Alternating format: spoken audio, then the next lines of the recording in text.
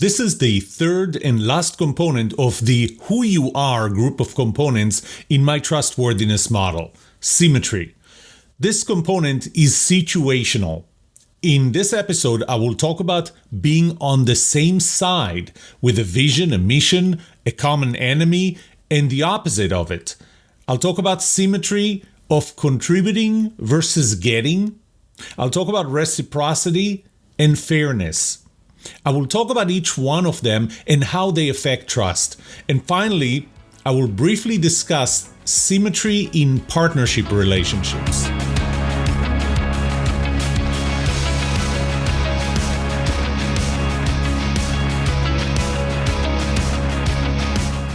Welcome to Season 2, Episode 4 of The Trust Show. I'm your host, Yoram Solomon, a researcher of trust and the author of the Book of Trust. In this educational podcast, I will challenge you to think differently about trust through the 8 laws of trust and the 6 components of trustworthiness. But I will not only teach you about trust, I will also give you actionable advice on how to build trust, be trusted, and know who to trust. Because the answer to these 2 questions will have the biggest impact on your personal and professional success or failure. Can I trust you? And can you trust me?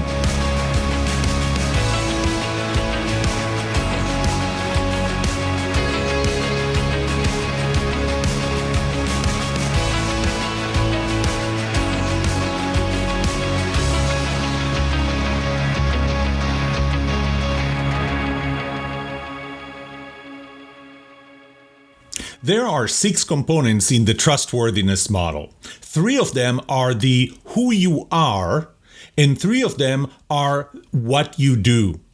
The first component of who you are, which I covered in episode 1 of this second season, was competence. Competence was a professional, rational, technical, and objective component.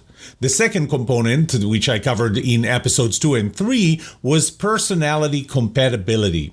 That component is the emotional, the personal, subjective, and sometimes irrational component. And finally, in this episode, I'll talk about the third component, symmetry. It is a situational, relative, circumstantial component. What matters here is the perspective. It's not exactly who you are. Maybe it's more kind of a where you are and the other person is. I will break the symmetry component down to 3 subcomponents: being on the same side, symmetry and reciprocity, and fairness.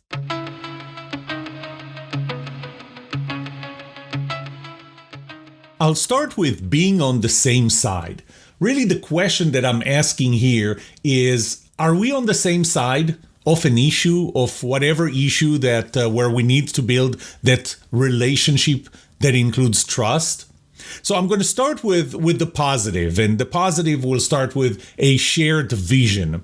Do we have a shared vision? Do we have the same why? Are we doing things for the same reasons, the same motivations? If we know that we're doing things for the same motivations, if we share the vision of what the future is going to be like, then we are on the same side. Another part of it is the mission or the mission statement. And if shared vision was the why, then the mission statement is the what and the how. And it has to be a mission statement that is galvanizing. So the way we're going to do that is just knowing that we're going to do it in a certain way is galvanizing. It's going to be energizing. When you hear that mission statement, you're going to be energized. And it has to be meaningful. And I wrote an article about that some time ago for Inc. magazine about a mission statement. And a mission statement, how do you write a mission statement that's meaningful and not a mission statement that's meaningless? And again, if your mission statement is meaningless, then it doesn't serve the role of we are on the same side of it. And one example is I started looking at mission statements of different organizations and companies, for-profit, non-profit, everything. And what I found is that almost everybody writes things like, we're going to be the best in X. We're going to be the leaders in X. Well, that's kind of given. And oh, by the way, we're going to give the best customer service. That's kind of a given. And so I kind of developed a litmus test for how do you know if you have a mission statement that's meaningful, that can be galvanizing and energizing and provide symmetry and therefore provide trust within the team because we're all on the same page and we have the same mission, versus a mission statement that is meaningless. And the test goes like this. Try and say the opposite. Does the opposite sound stupid? If the opposite sounds stupid, then the original is meaningless. So we're going to be the best in customer service. What is the opposite? We're going to be the worst in customer service. Well, that's kind of stupid to make this your mission statement. And if it is stupid, then the original is meaningless because obviously you want to be the best in that, in customer service or customer experience or whatever it is that you decide that you want to be best at. But if you're not specific enough, if you're not creating something that's exciting enough that will galvanize, get the team together and have them trust each other simply because we have this positive mission of how we're going to do and what we're going to do. So, for example, there was an organization I worked with and they came up with a mission statement of providing the best contract manufacturing. And as we started discussing it, what we realized is that the market for contract manufacturing in electronics specifically was kind of divided to a 2x2, 4 quadrants based on the quality and based on the volume. So whenever you were okay with low volume, you would typically manufacture offshore, whether it's in China, Taiwan, Mexico, any other place where labor is cheap and quality not that great. But so as long as the quality was not a key issue, even if you wanted small volume, you could manufacture offshore. If you wanted high quality, the thing is that the landscape, first of all, for the most part, it was either here in the US or in Europe or a few other places. It would be high quality, but they would typically, because of the setup associated with electronic manufacturing, it would have to be high volume. So the problem is that those tier 1 manufacturers, that's how we referred to them, they required high volume. And for other companies, they would just not serve them. And what we found was that organization that I was trying to help come up with a mission statement that would be clear enough, galvanizing, energizing for the employees, we ended up coming up or realizing that we are in the one quadrant that's kind of an orphan. Nobody wants to be there. We can produce high quality, but we can do that in low volume. You don't have to make high volume commitment to work with us or for us to manufacture your products. And so we came up with a mission statement that was, we're going to manufacture tier 1 quality to those that tier 1 manufacturers don't want to serve. See, that was very specific. You try and say the opposite. The opposite is not going to be stupid. The opposite could be valid as well. So that was a meaningful mission statement. So a meaningful mission statement is a positive, galvanizing, energizing component that builds trust within the team because we're striving for the same goal, the same mission.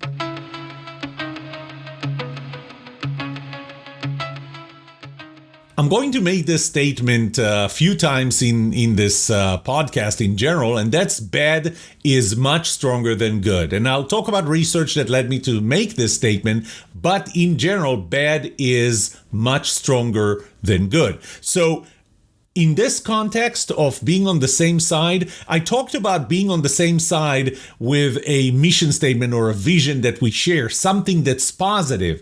Let's talk about the negative. An even more powerful symmetry subcomponent is having a common enemy.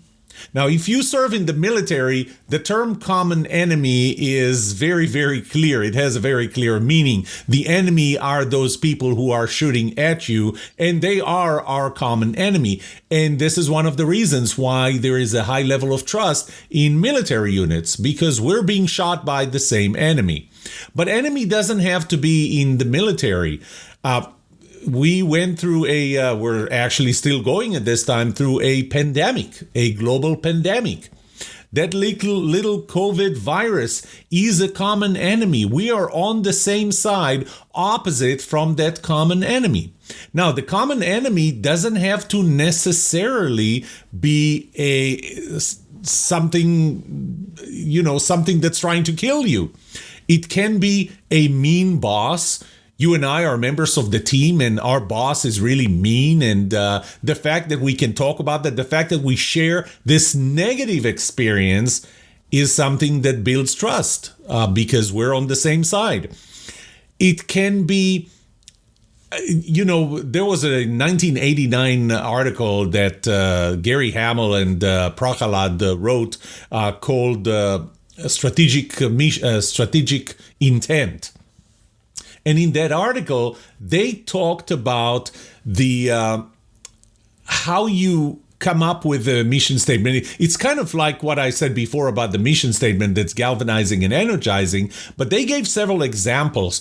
They used Komatsu, a big earth-moving equipment manufacturers, Japanese, and their biggest competitor was Caterpillar. And they came up with a 2-word mission statement, and that was to encircle Caterpillar or crush our competition. So the thing that was galvanizing them, the thing that was energizing them and having them trust each other is the fact that their common enemy was Caterpillar.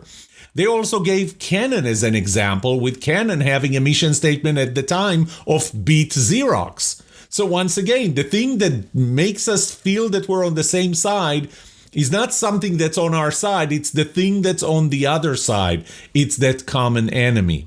This common enemy can be a budget. It can be the economy. It can be a tight schedule. The fact that we have this tight schedule and tight budget and we have to live within it, that puts that tight budget on the other side as a bad thing and puts both of us on the same side of we're trying to fight that enemy, that common enemy. The first business book that I ever read was called Built to Last. And Built to Last has this term that's called BHAG, B-H-A-G. BHAG stands for Big, Hairy, Audacious Goal. And so it's kind of hard for me to say if that's a positive or a negative because it really depends on what that goal is. But the fact that that goal is right outside of our reach as we see it now makes it a BHAG, and that is a galvanizing and energizing component that helps build trust because, again, that BHAG is on the other side, and you and I are on the same side.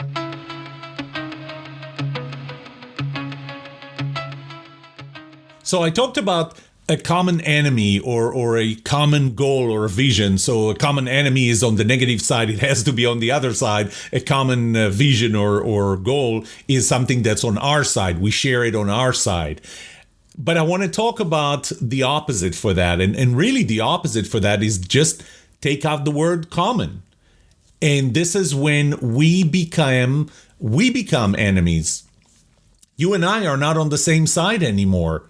You are my enemy. And you know when that happens? It will happen, and I talked a lot about that when we have personality incompatibility. But in this circumstantial, situational component of symmetry, this happens when we have internal competition. So imagine this. You and I are working on a team, and we have a goal. We need to reach a certain objective. However, one of us, as a result of our performance, is going to be promoted or is going to get a bonus. So our manager is going to, at the end of this project, is going to look at both of us, or maybe there are more than the two of us, and look at our relative performance and will grant the top performer a promotion, a bonus, a compensation increase, a pay increase, or something like that. Are we on the same side? Doing something like this. So if you're a leader and you're listening to me right now, don't do that. When you build internal competition into your team, you reduce the level of trust within that team. So always analyze, are we competing for anything in this context of this project? It can probably apply to competing on things outside of this project, because it's a little hard for me to trust you in one context and not trust you in another. It can spill over. Are we in competition? Are we on opposite sides? And this really is what symmetry is about. Are we on the same side, or are we on opposite sides?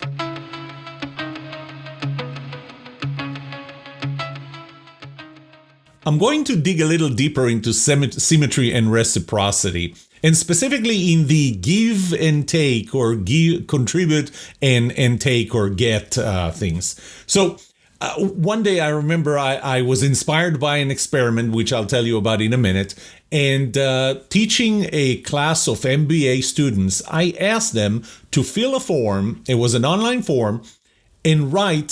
See, I need to give you some background. I give them projects, and I have teams that on average have 4 members, 3 or 4 members, but in that class it was on average 4 members. And I asked them a simple question. At the end of this project, what was the percentage of your own contribution to the overall success of the team, or to the overall project, the deliverable? What would you expect the average of those would be if the average team size is 4? 25%, right? And if we add up the 4, and I didn't ask any person to tell me what do you think the contribution of the others was, I just asked about you. What was your contribution to the overall team project? And you would think that the average would be 25. And if you combine them, the average is going to be 100%, right? The average total of all 4 members of the team. Well, the average total of all 4 members of the team was 139%. What does that mean? It means that we believe that we contribute more than we actually get. By the way, the research I was referring to was done by Juliana Schroeder from UC Berkeley. She wrote articles, and I'm not even sure. I think she may have even given a TED Talk on overclaiming, on the fact that we overclaim. And she used MBA students, and actually the number that she reached in her research was 140%, very close to the number that I found, even though I had a much smaller sample. And she explains it, and I'm not going to go into that, but I just wanted to make sure that you understand that the level of contribution is important, or the symmetry of the contribution, what I contribute versus what you contribute, is important. Now, the things that we contribute could be time, for example. So imagine you and I are working on a project, and I show up to work, or let's say you show up to work at 6 a.m. every day. You finish at 10 p.m. Remember, we have this shared enemy, this budget, not even a budget, a schedule. We have a very tight schedule, and you and I are on the same side. That schedule is the enemy. And you show up to work every day at 6 a.m. and you leave not before 10 p.m. You get home and you crash. You immediately crash to bed. You work on weekends, but I show up at 9 a.m. I leave at 5 p.m. I don't want to talk to you after 5 p.m. I don't want to talk to anybody. I have my hobbies. I have my family. Definitely not on weekends. What do you feel? Do you trust me? See, we are on the same side from this common enemy, but we are not symmetrical in our contribution of time. Could be contribution of money if you and I are starting a business. Could be contribution of energy, of passion, the priority that we give to different things. You give higher priority to something, I give lower priority. That is a lack of symmetry.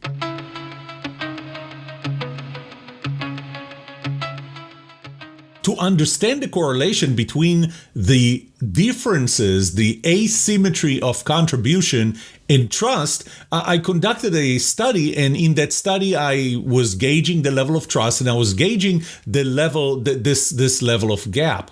And what I found was that people ranked the level of contribution that they are making compared to the other person. So really the question was, who contributes more to the overall team or project success?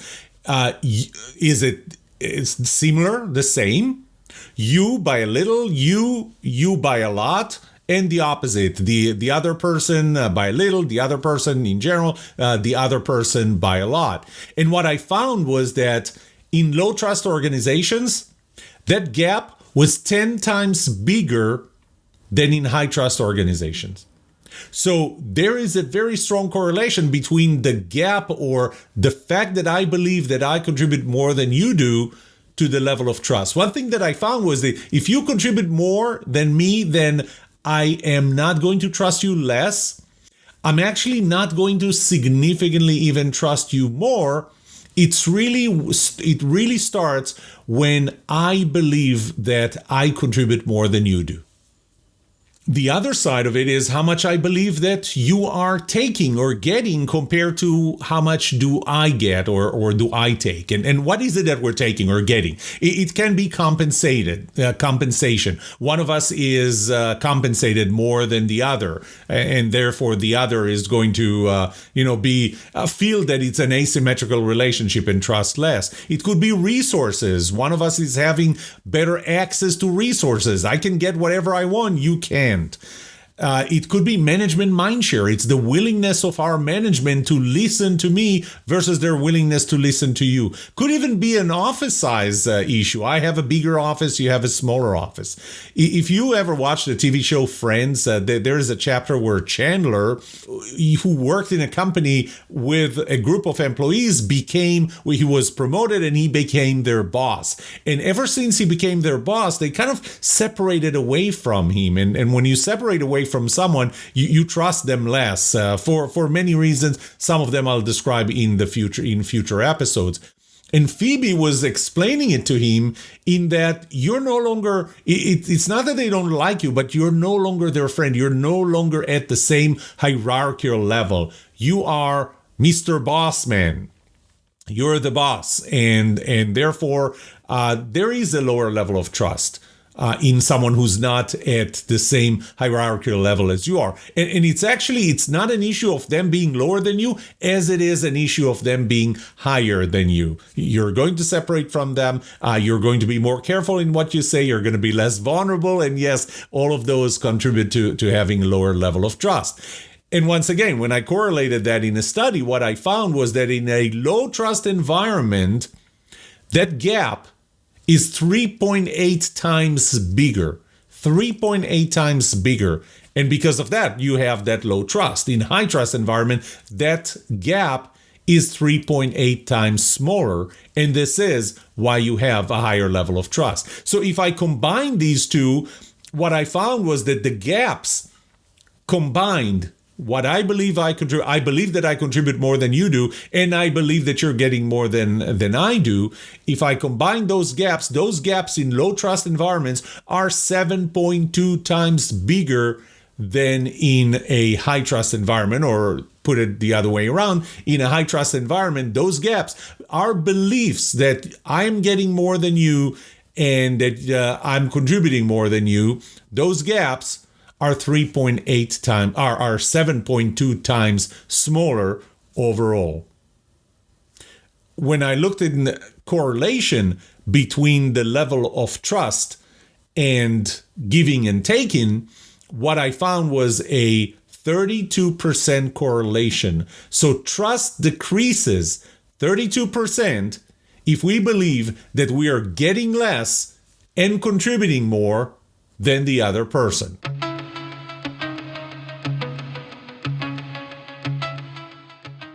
A subpart of symmetry is reciprocity. And Robert Cialdini, in his books on influence and persuasion, wrote a lot about that. And he wrote about an experiment that was published in 1968 by Regan, R-E-G-A-N. The article was called "The Effects of a Favor and Liking on Compliance." It was a very interesting experiment. I'll tell you a bit about it. I wrote more about it in the book of Trust. And the experiment was that there were two evaluators, volunteer evaluators. One of them, by the way, did not know that he was actually the test subject and that the other one was actually an actor playing a role. And they were supposed to evaluate, I believe it was art, and rank it on different components. And they were working and working and working. And at some point, they took a break. During that break, two things have happened. And he tried that in 4 different combinations. Two things have happened. The actor would take a phone call in a way that the other person, the test subject, could actually hear that conversation. And when he took that call, he was either rude to the person on the other side of the call, and I'm not sure if there was really another person on the other side of the call. And you can imagine it wasn't a cell phone because, well, cell phones did not exist in 1968. So it was a really landline phone. So the other person would... the actor would either speak rudely or pleasantly to the person, to the fictitious person on the other side of the line. So that's one thing that happened. The second thing is, at some point during one of the breaks, the actor would go out and come back with 2 cans of soda and would offer 1 can to the other person. In some cases would offer another can, in other cases would just come back with 1 can. Just free, not asking for money, just saying, hey, I went to the vending machine, came back with 2 cans of Coke, here's one for you, you need a Coke too, or a soda.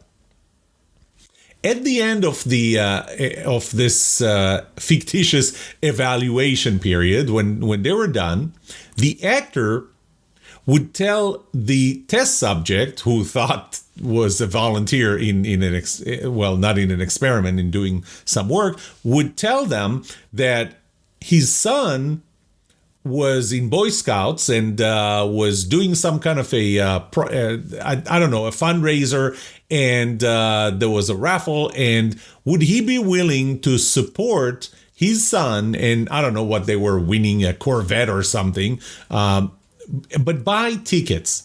And obviously, the probability of you actually winning is very low. So the question is, how big of an impact was how the actor talked on the phone in a rude or a pleasant way was on the willingness of the test subject to buy raffle tickets?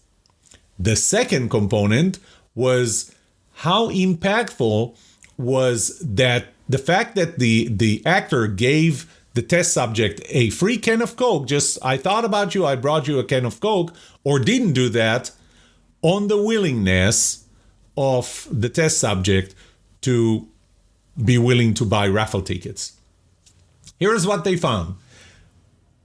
When we started with no favor, there was no favor, I didn't give you a can of Coke.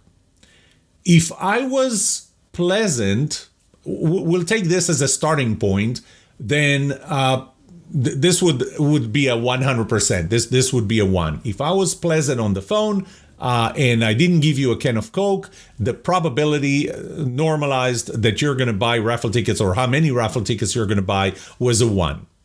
If I was unpleasant on the phone and didn't give you a can of Coke, it would be 80%. So 20% less. I'm 20% less probable to give you, or I'm going to give you or buy 20% less raffle tickets. Well, if I gave you a can of Coke or a can of soda and I was pleasant on the phone, I went from the probability, or the number of tickets that you would buy from me, went from 100%, from 1 to 191%. That's an increase of 91%. You are 91%. You're going to buy 91% more raffle tickets if I offered you a can of Coke. That's the principle of reciprocity. By the way, here's the interesting thing. If I my starting point is I did not give you a can of Coke, but I was pleasant on the phone. If I gave you a can of Coke and was unpleasant, was rude on the phone, you're still going to buy 60% more raffle tickets than when I was pleasant on the phone, but didn't give you a can of Coke. So obviously the can of Coke has the biggest impact. And by the way, when I was unpleasant, when I was rude on the phone, we went from 80% to 160%. So that's pretty much doubling So it's somewhere between 91% to 100% higher willingness to buy raffle tickets, or a higher number of raffle tickets, based simply on reciprocity, on the fact that I gave you something. So reciprocity is another important component for trustworthiness. So, and specifically a subcomponent of symmetry, which is one of the three components of who you are.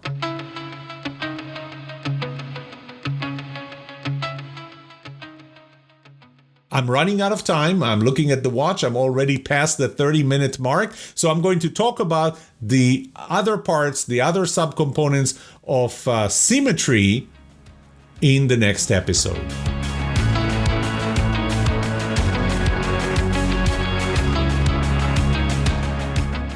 What would you like to know about trust and trustworthiness? Let me know, and I'll make sure to answer it or find the answer to it in a future episode. I would love to hear from you. Email me at yoram@thetrustshow.com. That's yoram@thetrustshow.com. If you like this podcast episode, subscribe to the show so you will automatically get new episodes. Rate it. Write a review for this podcast, because those ratings would help others who are looking for a podcast just like this. If you're looking for more resources to learn about how to build trust, be trusted, or know who to trust, look up my online course at trustedatwork.com. Find my books on Amazon or go to my website, yoramsolomon.com. And remember one thing, the answer to these two questions will have the biggest impact on your personal and professional success or failure. Can I trust you? And can you trust me? Thank you for listening.